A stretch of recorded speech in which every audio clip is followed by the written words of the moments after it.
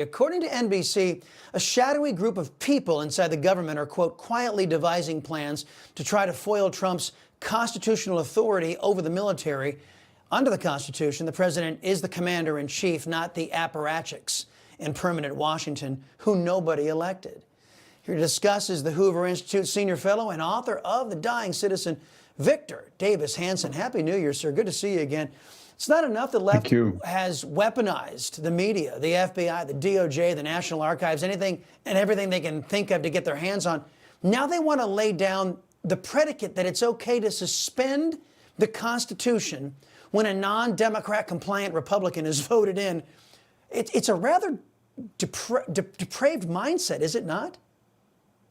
It is, and I think every institution of government is in danger of being weaponized. We see that with the FBI and its performance art raids against ex-presidents. We see it with the DOJ and the special prosecutor. We see it with the Pentagon. Remember Mark Milley, he really overreached his authority as chairman of the Joint Chief when, without the knowledge of his commander-in-chief, which he had no constitutional right to do, he contacted his Chinese communist counterpart to warn him about the danger, supposedly, of his own president, Donald Trump. So we're way down that line of anti-constitutional normality, and we've got to have a rectification or we're going to lose the Constitution.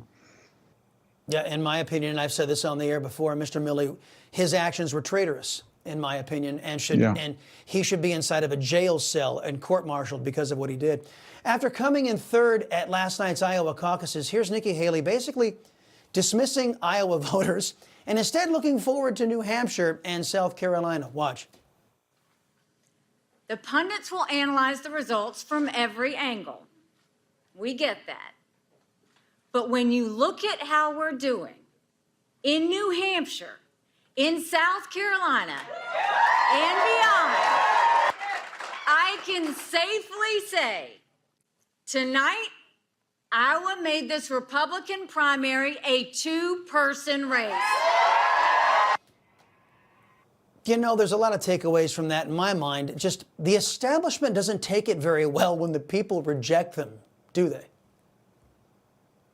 No, I think she became the heartthrob of the rhino middle or even the left. And I think that because she was young, they saw her as a Gavin Newsom type of figure, next generation, but they didn't understand the other side of Gavin Newsom, which also applies to her, that she wasn't ready for prime time. So she had all of these unenforced gaffes about the Civil War, about changing her personality depending on the audience, deprecating the Iowa caucus voters.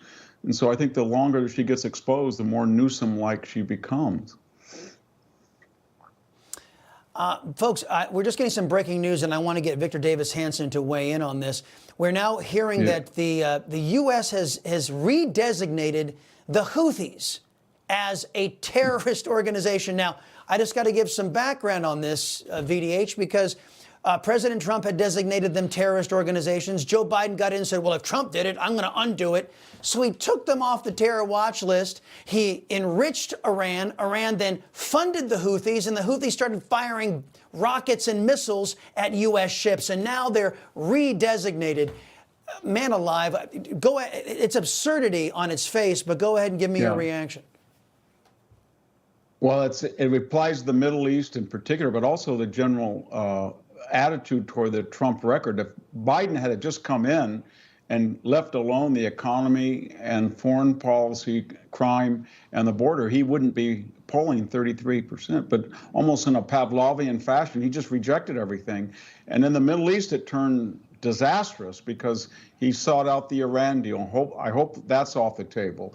He lifted the sanctions on Iran. Maybe he'll now get wisdom and put sanctions back on Iran. He's put sanctions back, I supposedly, by declaring him a terrorist organization on the Houthis. But he also gave money, I think we're still giving them to Palestinians, which includes the Gazans and Hamas. Maybe he'll start to see the ignorance and disasters of that decision as well. But I think what the media is trying to do is just not tell us that the American people are waking up and seeing that almost everything that he overturned would have helped the country in general, and it would have actually helped Joe Biden. And he's been his worst enemy just by automatically rejecting anything with Trump's fingerprints on it.